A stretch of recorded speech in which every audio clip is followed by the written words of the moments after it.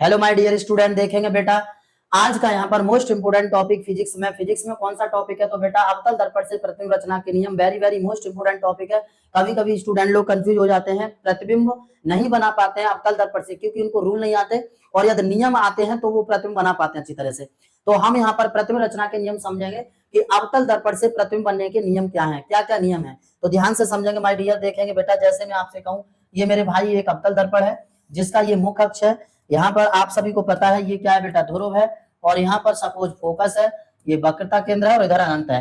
ठीक है, अब आपको पहला नियम यहाँ पर याद रखना है बेटा, जो प्रकाश किरण मुख्य अक्ष के समानांतर आपतित होती है वह फोकस से होकर चली जाती है। बस बात खत्म।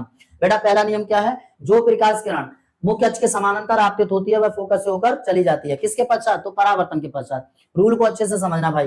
पहला नियम क्या बताया हमने? जो प्रकाश किरण मुख्य अक्ष के समानांतर आपतित होती है वह परावर्तन के पश्चात फोकस होकर चली जाती है। दूसरा नियम क्या है बेटा?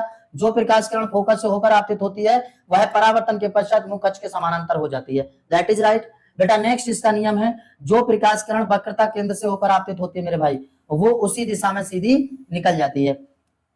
जो प्रकाश किरण वक्रता केंद्र से होकर आपतित होती है वह उसी दिशा में वापस लौट जाती है। ये इसका तीसरा नियम है। पहला, दूसरा, तीसरा। क्या समझ में आया बेटा? ध्यान से समझना मेरे भाई।